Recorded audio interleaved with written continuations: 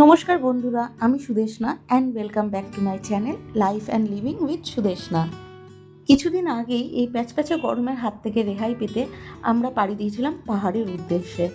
আর এবারে গন্তব্য ছিল পশ্চিম সিকিম। আজকের এই ভিডিওটাতে থাকছে আমাদের কলকাতা থেকে শিলিগুড়ি যাত্রার সমস্ত ডিটেলস। তাহলে চলো ঝটপট দেখে নাও আজকের এই মজাদার ভিডিওটা। জাস্ট 1 মাস আগেই এবারে কিন্তু আমরা সমস্ত কিছু ঠিক করেছিলাম। আর জায়গা সিলেক্ট করেছিলাম আমরা ওয়েস্ট সিকিম, বেসিক্যালি পেলিং 2 দিন, আর সাথে ছিল ছায়াতাল, আর শেষ দিন একদিন ছিল হচ্ছে একটা সুন্দর অফবিট ডাঙ্গিয়া। সোদপুর থেকে একটা শিয়ালদাগামী লোকাল ট্রেন চেপে আমরা প্রথমে পৌঁছে গেছিলাম শিয়ালদা স্টেশন। তারপর কিছুক্ষণ আমাদের ওয়েটিং রুমে বসতে হয়েছিল, বেশি না, মোটামুটি 1 ঘন্টা নাগাদ।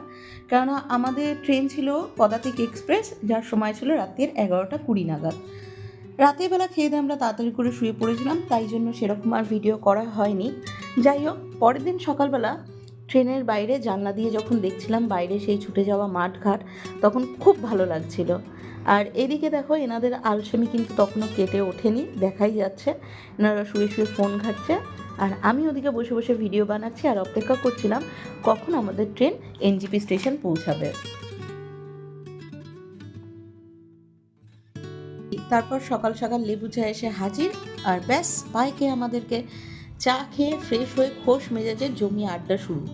এইবার মনে হচ্ছিল যে আমরা সত্যিকারে কোথাও বেড়াতে যাচ্ছি। না, এই পদা থেকে লাস্টে না হচ্ছে পুরো গামছা বামছা ঝুলছে, আমরা আমাদের বাড়িঘর বানিয়ে দিয়েছি। বাপিদা, গামছা বামছা ঝুলছে, আমরা আমাদের বাড়িঘর সব বানিয়ে দিয়েছি। আমাদের ট্রেন কিন্তু ছিল একদম রাইট টাইমে। এনজিপি স্টেশন যখন নামলাম তখন কিন্তু ঘড়িতে সকাল 9:10। তারপর আমরা এনজিপি স্টেশন থেকে বাইরে বেরিয়ে এলাম সোজা যেদিকে গাড়ির স্ট্যান্ড আছে সেই দিকটাতে। সেখান থেকে একটা গাড়ি নিয়ে আমরা চলে গেছিলাম শিলিগুড়ি বাস স্ট্যান্ডের কাছে। শিলিগুড়িতে আগের দিন রাত্রে সুজিতদা আর সুজাতারা পৌঁছে গেছিলো বাইক নিয়ে, তো আমরা ওদের হোটেলের কাছে পৌঁছে যাই। আর এই যে এখানে সুজিতদা চলে এসছে হোটেলের বাইরে আমাদের ওয়েলকাম জানাতে, যেন মনে হচ্ছিল আমরা ওদের বাড়িই যাচ্ছি, এরকম একটা কিছু ব্যাপার। তো যাই হোক, তারপরে সুজাতা, ঈশানী, আমি এই 3 জন মেয়ে মিলে আমরা হোটেল রুমে খানিকক্ষণ রেস্ট নিয়ে চান করে ফ্রেশ হয়ে একদম সাজগোজ করে রেডি হয়ে আমরা নিচে চলে এসেছিলাম আমাদের লাগেজপত্র নিয়ে।